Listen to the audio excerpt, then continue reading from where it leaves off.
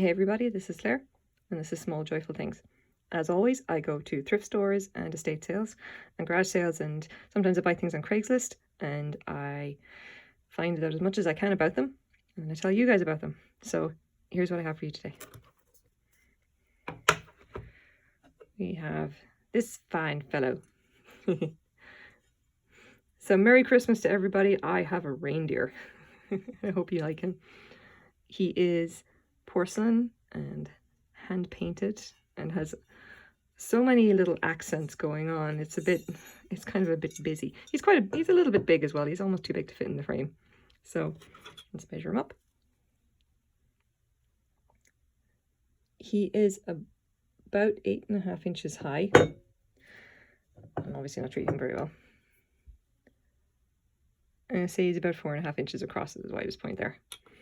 So he's big, he's quite sizable. He's actually a candlestick holder, and that's where the candle would have gone. He's a little bit grimy in there. Unfortunately, it's almost impossible to completely clean all the wax out, and I kind of want to be careful with him. I found him in a thrift store, and he cost me $6.50. And why did I get him? Well, for a start, how can you say no to a face like that? I mean, come on, yeah, he's cute. But the other reason is because of this. Fitz and Floyd. Delicate hand-painted surface. Hand wash only with sponge. Do not scrub, do not push in the dishwasher. I approve of them. They know how to treat their vintage things. And also, 1993. Okay, so what have we got? What we have here is one of a pair of candlestick holders that would have been made by Fitz and Floyd in 1993. And the series, as far as I know, is the Kris Kringle series, of which I have pictures for you guys.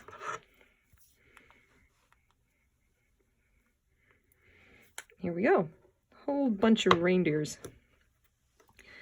I'm just looking specifically at the reindeers. They came in a bunch of different forms. They were like individual figurines. There was a decanter. Like, this is actually a jug, believe it or not. And there's a few like actual ceramic figures and everything. So this is a whole range. This is like a Christmas decor set that would have been made in 1993 by Fitz and Floyd. Now, if you don't know Fitz and Floyd, okay, they are a bit like Ladro. They are like high-end makers of porcelain figurines. I personally don't think they have the same quality as Ladro. I think Ladro is very much in a class all on its own. I would still say that they're fairly good at what they do, because this guy is obviously, he's hand painted and he's obviously been done with a lot of care and attention. Like, somebody put a lot of effort into making him look really good. And I always appreciate things that are well made. So part of the reason that I picked this guy up, I'm just gonna set him there. Part of the reason that I picked this guy up is because I don't know a lot about high-end porcelain brands in general. Fitz and Floyd is practically the only one that I know of as being very, very good. Okay, I'm not good at this kind of thing. I like glassware is more my thing. If you show me stuff that might be Murano, I can actually have a go at that, and I kind of, you know, have a better idea about what it is or isn't. Because I just prefer glassware in general. Ceramics are a bit kind of hazy on, but Fitz and Floyd I do know. And as soon as I picked this guy up, I knew that he was something kind of good. And then I ended up turning him over, and I saw the sticker, and I was like, no way, Fitz and Floyd, how about that?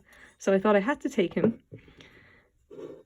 because I had a feeling that he was like part of a set. And in this particular thrift store, I wandered around, I swear, for about half an hour trying to see if I could spot the other one. I'm pretty sure that it's long gone. The other reindeer in the set, which you may be able to see. Here you go. It's the guy that's kind of, yeah, it's this one. It's the guy that's kind of leaping and his head is up higher, and the other one, he's kind of coiled in a bit more. Yeah.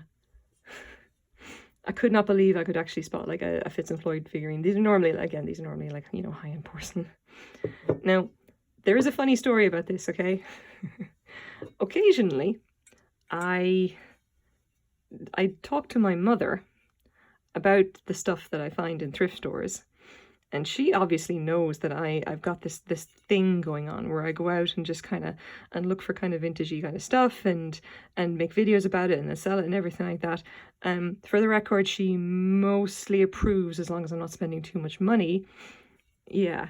She's also the one that told me that my great grandmother did this kind of stuff as well back in the 1920s, 1930s. She said, "Oh, it's in your blood. You know, you've got the eye for it. You're going to be good at this, Claire. It'll be grand. Just don't spend too much money." So I actually showed her this reindeer, okay? And I was kind of expecting that she'd go, "Oh yeah, you know, that's kind of nice." Nope. Mom looked at this and she kind of just goes, "Oh, that's kind of gaudy, isn't it?" And I didn't really know how to react to that other than to just start laughing at her. I don't really know. I will leave it up to you guys to decide whether or not he's gaudy.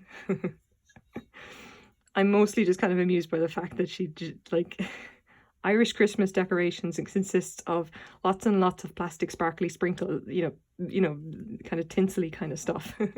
So I don't know where she's getting gaudy from. This guy seems fairly tame in comparison to the stuff I grew up with. Anyway, what is this guy actually worth? So if you have a complete set, okay, and especially because we're coming up to Christmas, if you have this pair, this particular figurine, based in vintage 1993, this particular like mold or whatever, this design, it has been retired. You cannot buy this anymore from Fitz and Floyd directly. There's only whatever's in the secondary market. That's it. And that means that these guys would actually be worth quite a bit of money. If you have a pair, you could probably sell the pair for over $100 Canadian.